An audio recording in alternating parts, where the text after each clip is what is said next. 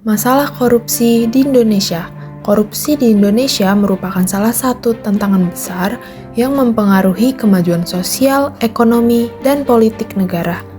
Korupsi di Indonesia telah berlangsung selama beberapa dekade dan menyentuh hampir semua sektor kehidupan, mulai dari pemerintahan, sektor swasta, hingga masyarakat umum.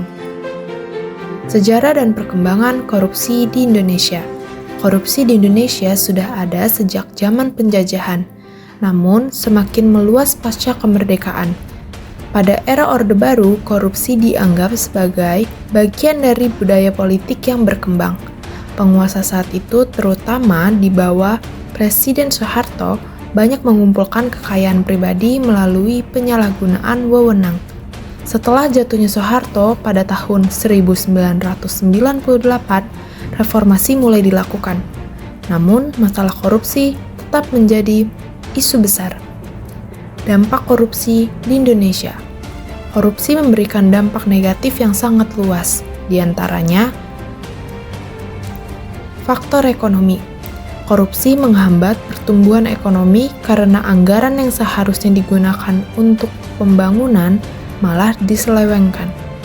Banyak proyek-proyek publik yang tidak sesuai dengan anggaran atau kualitas yang diinginkan, karena dana dipotong oleh oknum yang terlibat.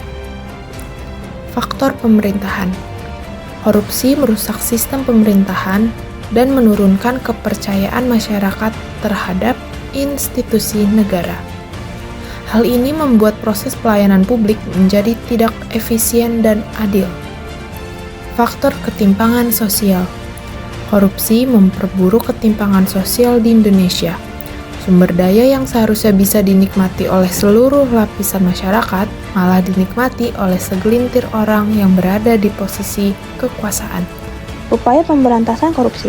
Indonesia telah melakukan berbagai upaya untuk memberantas korupsi, terutama dengan didirikannya Komisi Pemberantasan Korupsi atau KPK pada tahun 2002. KPK memiliki peran penting dalam melakukan investigasi, penindakan, dan pencegahan kasus korupsi. Beberapa langkah yang telah diambil antara lain, penindakan hukum. KPK telah berhasil menindak sejumlah pejabat tinggi dan tokoh politik yang terlibat dalam kasus korupsi. Ini menjadi sinyal bahwa tidak ada yang kebal hukum. Pencegahan korupsi. Selain penindakan, KPK juga aktif dalam upaya pencegahan dengan cara melakukan edukasi kepada masyarakat dan bekerja sama dengan berbagai lembaga untuk memperbaiki sistem pemerintahan agar lebih transparan. Namun, meskipun ada upaya pemberantasan, korupsi tetap marak karena adanya budaya patronase dan kurangnya pengawasan internal di banyak sektor. Selain itu, masih ada banyak hambatan hukum dan politis yang memperlambat proses pemberantasan korupsi. Peran masyarakat dalam pemberantasan korupsi. Masyarakat memiliki peran penting dalam pemberantasan korupsi. Selain mendukung lembaga anti korupsi, masyarakat harus berperan aktif dalam mengawasi dan melaporkan praktik-praktik korupsi di lingkungan mereka. Edukasi tentang bahaya dan dampak korupsi perlu diperkuat agar masyarakat tidak menjadi bagian dari masalah ini. Korupsi juga melenceng dari sila-sila Pancasila. Sila kedua, kemanusiaan yang adil dan beradab. Korupsi menyebabkan penderitaan bagi masyarakat, terutama rakyat kecil. Karena anggaran yang harusnya digunakan untuk kesejahteraan masyarakat malah disalahgunakan. Hal ini tidak mencerminkan sikap adil dan beradab terhadap sesama manusia. Sila keempat, kerakyatan yang dipimpin oleh hikmat kebijaksanaan dalam permusyawaratan perwakilan. Korupsi ini melemahkan demokrasi dan sistem pemerintahan yang sehat karena keputusan politik sering diambil berdasarkan kepentingan pribadi atau kelompok, bukan demi kepentingan rakyat.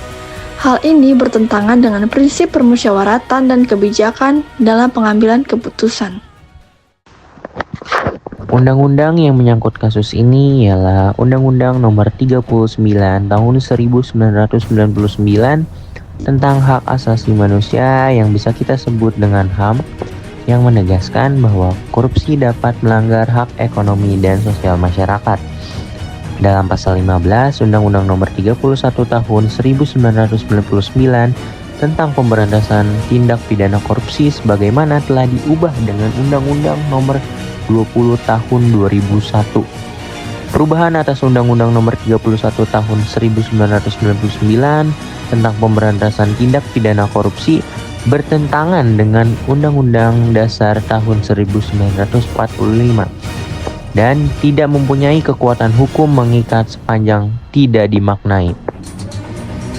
Pemufakatan jahat adalah bila dua orang atau lebih yang mempunyai kualitas yang sama saling bersepakat melakukan tindak pidana.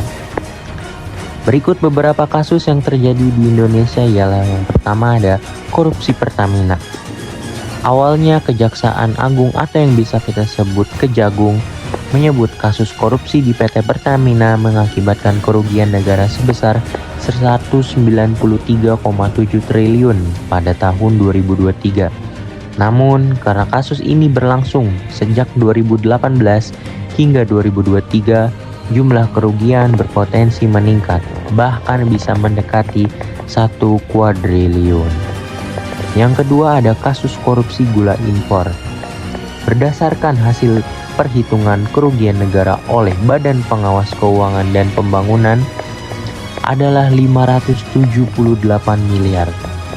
Kata Direktur Penyidikan Jaksa Agung Muda Tindak Pidana Umum Kejagung yang bernama Abdul Qohar dalam konferensi pers di Jakarta Selatan pada Senin 20 Januari 2025. Korupsi di Indonesia adalah masalah serius yang membutuhkan komitmen bersama antara pemerintah, lembaga penegak hukum, sektor swasta, dan masyarakat untuk dapat mengatasinya. Pemberantasan korupsi harus dilakukan dengan cara yang komprehensif, meliputi tindakan hukum yang tegas, pencegahan yang efektif, serta perbaikan sistem yang mendukung integritas dan transparansi. Hanya dengan kerjasama yang kuat dan kesadaran kolektif, Indonesia bisa mengurangi korupsi dan menuju pembangunan yang lebih adil dan berkelanjutan.